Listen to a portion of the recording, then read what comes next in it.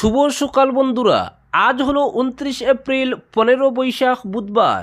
আজকের সকালের বিশেষ বিশেষ খবরগুলি হলো: ভোট গণনা, 7 কেন্দ্রে একযোগে প্রক্রিয়া, কড়া নিরাপত্তায় প্রশাসনের প্রস্তুতি।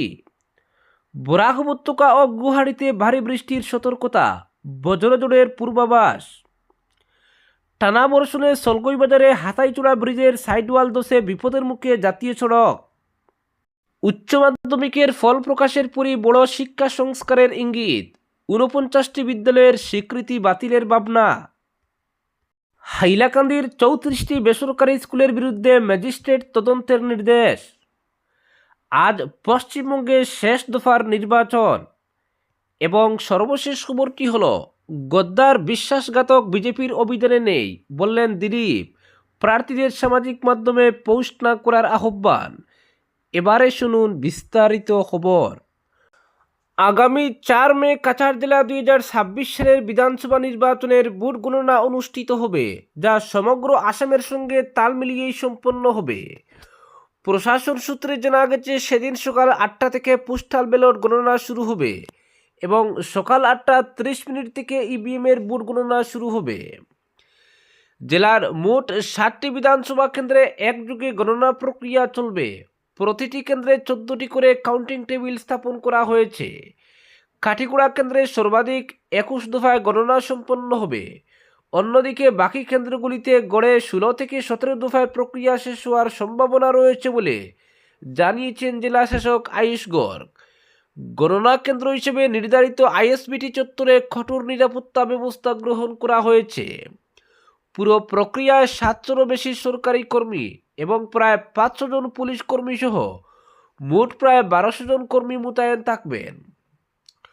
প্রশাসনের আশা, কড়া নিরাপত্তা ও সুপরিকল্পিত ব্যবস্থাপনার মাধ্যমে শান্তিপূর্ণ ও সুষ্ঠুভাবে ভোট গণনা সম্পন্ন করা সম্ভব হবে। পরবর্তী খবরটি হল, বরাক উপত্যকা ও গুয়াহাটিতে ভারী বৃষ্টির সতর্কতা, বজ্রঝড়ের পূর্বাভাস।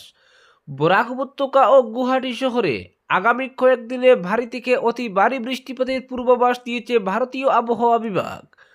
মঙ্গলবার প্রকাশিত পূর্বাভাসে বলা হয়েছে, বরাক উপত্যকার কাছাড়, হাইলাকান্দি, শ্রীভূমি এবং ডিমাহাসাও জেলার কিছু বিচ্ছিন্ন এলাকায় বজ্রসহ ঝড়, বিদ্যুৎ চমকানো এবং ঘন্টায় 50 থেকে 60 কিলোমিটার বেগে দমকা হওয়ার সঙ্গে ভারী বৃষ্টির সম্ভাবনা রয়েছে।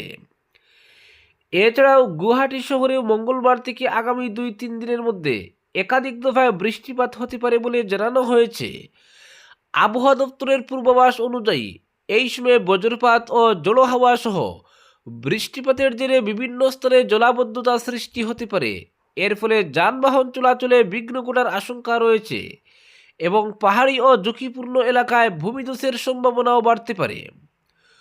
পরিস্থিতির উপর নজর রাখছে সংশ্লিষ্ট জেলা প্রশাসন ও আসাম রাজ্য দুর্যোগ ব্যবস্থাপনা কর্তৃপক্ষ। জরুরি পরিস্থিতি মোকাবিলায় প্রস্তুত রাখা হয়েছে প্রয়োজনীয় ব্যবস্থাও। বর্তমান পরিস্থিতিতে বরাক উপত্যকা ও গুয়াহাটির বাসিন্দাদের সতর্ক থাকার পরামর্শ দেওয়া হয়েছে। নিত্যযাত্রী ও দূরপাল্লার যাত্রীদের প্রবল বর্ষণের সময় অপ্রয়োজনীয় যাতায়াত এড়িয়ে চলার আহ্বান জানানো হয়েছে। পাশাপাশি নিচু ও পাহাড়ি এলাকার বাসিন্দাদের বন্যা বা ভূমিধসের সম্ভাব্য লক্ষণের দিকে নজর রাখতে বলা হয়েছে।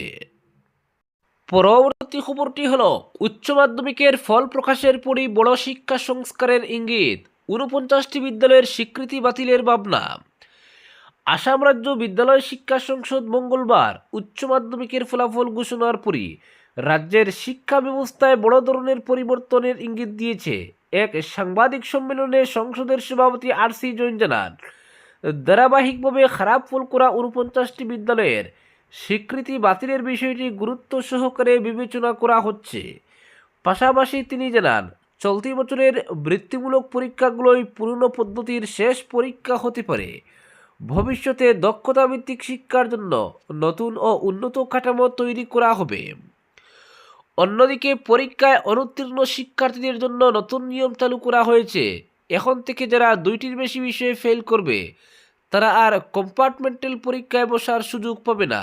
তাদের নতুন করে ভর্তি হয়ে পুনরায় পরীক্ষা দিতে হবে। তবে যারা ব্যক্তিগত বিষয়গুলোতে উত্তীর্ণ হয়েছে তাদের কৌশলভিত্তিক সার্টিফিকেট প্রদান করা হবে। যাতে সাধারণ শিক্ষার পাশাপাশি বৃত্তিমূলক দক্ষতাকেও গুরুত্ব দেওয়া যায়। কেন্দ্রীয় মাধ্যমিক শিক্ষা বোর্ডের মানদণ্ড অনুসরণ করে এখন থেকে প্রতিটি বিষয়ে পাস করার জন্য ন্যূনতম 33% নম্বর বাধ্যতামূলক করা হয়েছে। সংসদের রিপোর্ট অনুযায়ী এবছর হাইস্কুল শিক্ষান্ত পরীক্ষায় 102টি সরকারি এবং 260টি বেসরকারি বিদ্যালয়ের ফল সন্তোষজনক নয়। এই প্রতিষ্ঠানগুলোর উপর কড়া নজরদারি চালানো হবে বলে জানানো হয়েছে। এছাড়া 2027 সাল থেকে উচ্চ মাধ্যমিক শিক্ষা পদ্ধতি কলা, বিজ্ঞান ও বাণিজ্য এই 3টি প্রধান শাখায় বিভক্ত করা হবে। কলা বিভাগের শিক্ষার্থীদের জন্য একটি দক্ষতা ভিত্তিক বিষয় বেছে নেওয়া বাধ্যতামূলক হবে। পাশাপাশি সব বিভাগের জন্য সাধারণ অধ্যয়ন নামে একটি নতুন বাধ্যতামূলক বিষয় চালু করা হবে।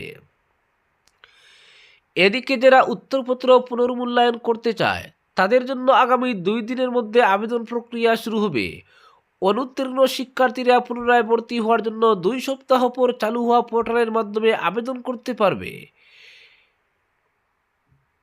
পরবর্তী খবরটি হলো, অবশেষে টনক নড়ল হাইলাকান্দি জেলা প্রশাসনের। 34টি বেসরকারি শিক্ষা প্রতিষ্ঠান সহ শিক্ষা বিভাগের দুর্নীতির বিরুদ্ধে ম্যাজিস্ট্রেট তদন্ত ঘোষণা করল জেলা প্রশাসন।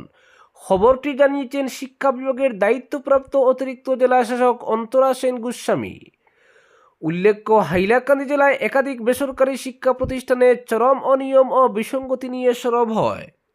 কৃষক মুক্তি ও ছাত্র মুক্তি সংগ্রাম সমিতি উভয় সংগঠন অভিযোগ তুলে হাইলাকান্দি জেলায় অবৈধভাবে গড়ে উঠেছে বেশ কয়েকটি বেসরকারি শিক্ষা প্রতিষ্ঠান, যাদের নিজস্ব ইউডাইস কোড নেই।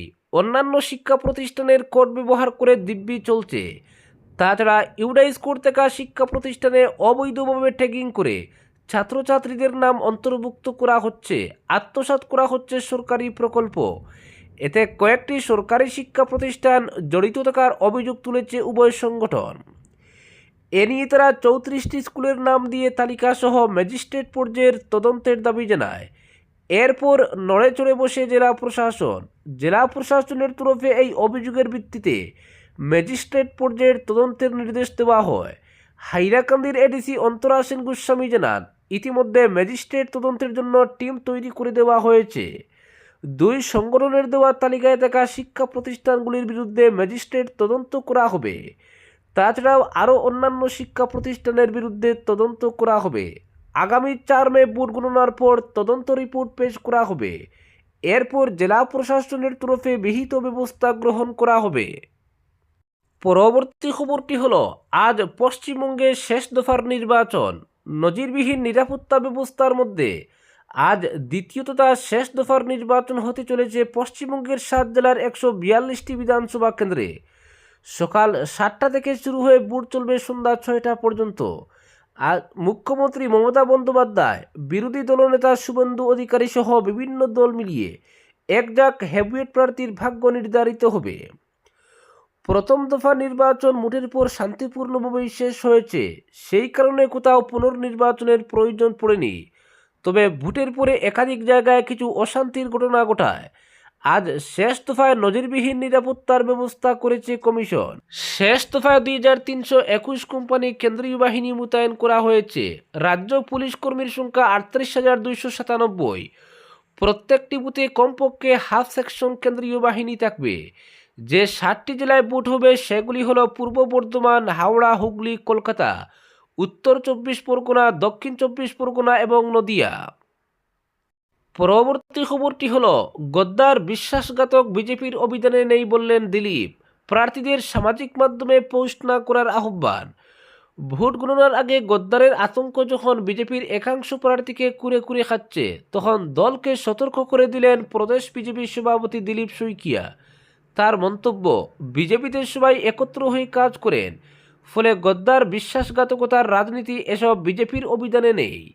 তাই এখন থেকে কেউ যাতে এসব পোস্ট না করেন সামাজিক মাধ্যমে। তবে 2/3 সংখ্যাগরিষ্ঠতা নিয়ে এনডিএর সরকার গঠনের দাবিও করেন তিনি। ভোট গণনার দিন যত এগিয়ে আসছে ততই দলের অন্দরের গদ্দারদের নিয়ে সুর চড়ছে বিজেপিতে। প্রভাবশালী মন্ত্রী ভবানীপুর সরবুগের প্রার্থী রঞ্জিত দাস, কমলপুরের প্রার্থী দিগন্ত কলিতা গদ্দারের কথা বলছেন প্রকাশ্যে। এমনকি ভোটের ময়দানে দলের গদ্দারদের সঙ্গে লড়তে হয়েছে বলেও অভিযোগ করেছেন তারা। এই পরিস্থিতিতে বিজেপিতে বিশ্বাসঘাতকতার রাজনীতিতে সীমা ছাড়িয়ে গিয়েছিল তা স্পষ্ট ইঙ্গিত পাওয়া যাচ্ছে। কিন্তু ভোট গণনার আগে এসব বিতর্কে দিতে প্রার্থীদের বারণ করেছেন প্রদেশ বিজেপি সভাপতি দিলীপ শইকিয়া। দিগন্ত কলিতার সঙ্গে তিনি ফোনে কথা বলেছেন। দিগন্ত দলের কিছু গদ্দারের নামও জানিয়েছেন তাকে। রঞ্জিত দাসের সঙ্গেও কথা বলার চেষ্টা করছেন তিনি। তবে সব কিছু শুনেও দিলীপের অনুরোধ, সামাজিক মাধ্যমে এ ধরনের পোস্ট যেন কেউ আর না দেন, কারণ বিজেপির কর্মকর্তারা পদ্মের ছবি দেখলে সব কিছু ভুলে যান। সকলে একত্র হয়ে বুটে লড়েছেন। প্রদেশ বিজেপি সভাপতির দাবি, টিকিট না পাওয়ায় প্রথম দিকে কেউ কেউ অসন্তুষ্ট হয়েছিলেন, কিন্তু ভোটের দিন এগিয়ে আসার সঙ্গে সঙ্গে 99.99% অসন্তোষ দূর করতে হয়েছে। ফলে গদ্দার, বিশ্বাসঘাতক ইত্যাদি বিজেপির ভাষা হতে পারে না। তবে তিনি মনে করেন ছোটোখাটো ভুল থাকতে পারে কোথাও। যিনি ভালো কাজ করেছেন ভোটে তার চেহারার প্রকাশ পাবে, আর যিনি গণ্ডগোল পাকিয়েছেন তার চেহারা ফুটে উঠবে। পরবর্তী খবরটি হলো, টানা ভারী বর্ষণে ভয়াবহ ভূমিধসের ঘটনায় ব্যাপক ক্ষতিগ্রস্ত হয়েছে লুয়ারিপুয়া ব্লকের সলগই বাজার এলাকা। অবিরাম বৃষ্টিপাতের জেরে সলগই বাজার স্থিত হাতাইচূড়া ব্রিজের পাশের সাইডওয়াল ধসে পড়ে, ফলে আশঙ্কা তৈরি হয়েছে গুরুত্বপূর্ণ আসাম ত্রিপুরা জাতীয় সড়ক ৮-এর যোগাযোগ বিচ্ছিন্ন হওয়ার। ঘটনায় আতঙ্ক ছড়িয়েছে স্থানীয় বাসিন্দা ও যানবাহন চালকদের মধ্যে। প্রবল স্রোতে পাশের ছড়ার পানিতে ব্রিজের সাইডওয়াল, ড্রেনেজ ব্যবস্থা এবং সড়কের একাংশ ভেঙে নিচে নেমে যাওয়ায় পরিস্থিতি অত্যন্ত বিপজ্জনক হয়ে উঠেছে। প্রতিদিন অসংখ্য যানবাহন, পণ্যবাহী ট্রাক, যাত্রীবাহী বাস ও জরুরি পরিষেবার গাড়ি এই পথ ব্যবহার করায় যোগাযোগ ব্যবস্থায় বড় ধরনের বিপর্যয়ের আশঙ্কা তৈরি হয়েছে। স্থানীয়দের অভিযোগ, সোমবার গভীর রাতে হঠাৎ করেই ব্রিজ সংলগ্ন অংশে মাটি ধসে পড়ে। বিকট শব্দে ঘুম ভেঙে গেলে বাসিন্দারা বাইরে এসে দেখেন ব্রিজের একাংশ ভেঙে ছড়ার জলে তলিয়ে গেছে। রাতারাতি এমন পরিস্থিতি তৈরি হওয়ায় এলাকায় চরম আতঙ্ক ছড়িয়ে পড়ে। মঙ্গলবার সকালে ঘটনাস্থলে দেখা যায় ব্রিজের একপাশের সাইডওয়াল সম্পূর্ণ ভেঙে গেছে এবং ড্রেনেজ ব্যবস্থার বড় অংশ ধসে পড়েছে। জাতীয় সড়কের একটি অংশ ঝুলন্ত অবস্থায় রয়েছে, যা যে কোনো সময় আরও ধসে পড়তে পারে বলে আশঙ্কা করছেন স্থানীয়রা। বিশেষত ভারী যান চলাচল অব্যাহত থাকলে বিপদের সম্ভাবনা আরও বাড়বে বলে মনে করা হচ্ছে। এলাকাবাসীর দাবি, বর্ষা শুরু হওয়ার পর থেকেই ওই অংশে মাটির ভিত আলগা হয়ে ফাটল দেখা দিয়েছিল। বারবার প্রশাসনের দৃষ্টি আকর্ষণ করা হলেও স্থায়ী কোনো পদক্ষেপ নেওয়া হয়নি। আজকের বিশেষ সংবাদ এখানেই সমাপ্ত।